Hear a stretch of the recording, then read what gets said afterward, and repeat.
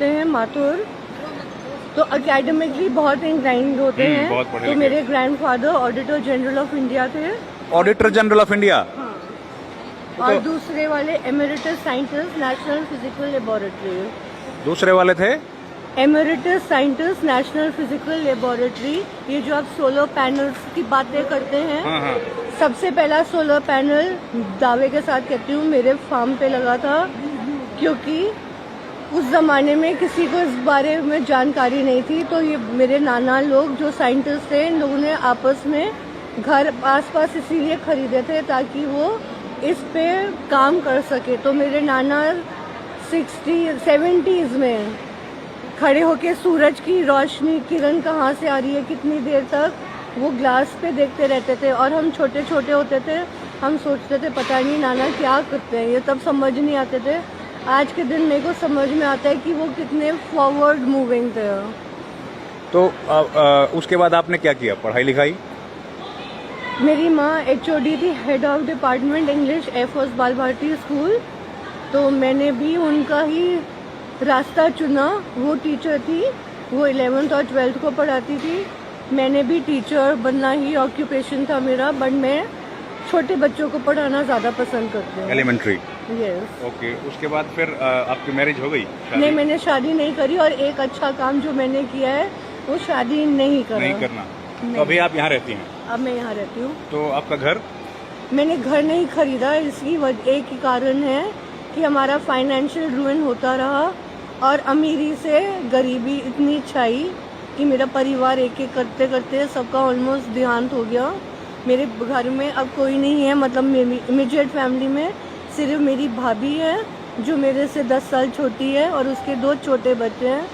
जो अब छोटा वाला 11th में है, उसमें हेरिटेज स्कूल वसंत कुंज में, और दूसरी वाली ने अभी 12th का बोर्ड खत्म किया। बच्चे हैं छोटे हैं? हाँ। तो वो लोग वो मेरा भाई का जब देहांत हुआ था तो सिर्फ 7 और 8 साल का बच्चे थे।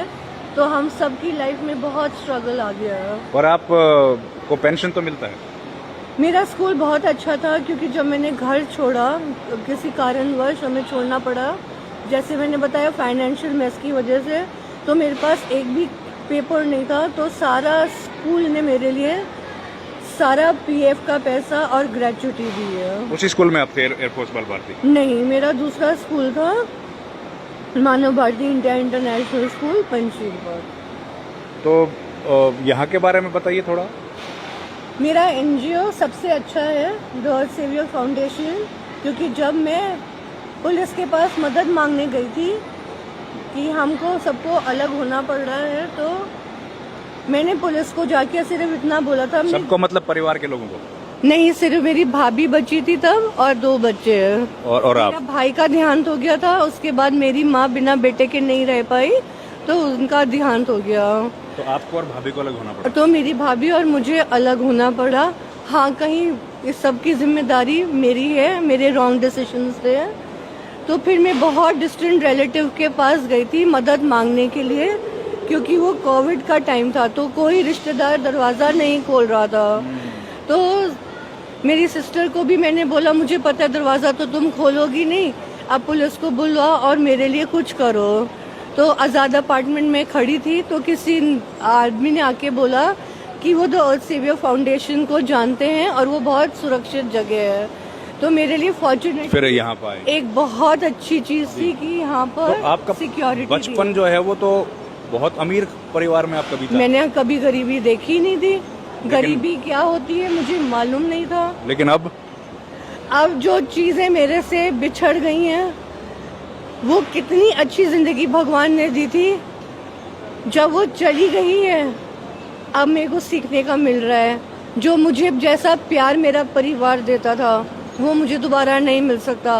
वो जो जिंदगी मैंने लाइफस्टाइल लीड करी थी, हर संडे को मेरे पापा मुझे 5 स्टार में ताज मानसिंह रोड पे जो है वहाँ मचान है कॉफ़ी शॉप, वहाँ हमारी टेबल भी रिजर्व रहती थी। हम रोज हर संडे जाते थे। और जब हम फार्म शिफ्ट हो गए थे अपने फार्म, तो हम मौर्या शेरेटन जाते थे रात को डिनर करने के लिए। ताज भी जाते थे क्योंकि वहाँ पे लाइव बैंड प्ले करता था। तो फिर क्या आपका जो प्रॉपर्टी थी वो क्या हुआ उसका? जब हमने अपना फार्म हाउस बेचा था, 3.5 एकड़ की जमीन बेची थी ऑल आउट वालों को, आर्यास को, उसमें से मेरी मौसी ने तो तुरंत घर खरीद लिया। मेरी माँ का शेयर 1.40 करोड़ था। जब गुड़गांव सिटी स्टार्ट हो रही थी, सबने बोला घर खरीद लो। माँ स्कूल से बहुत दूर है गुड़गांव।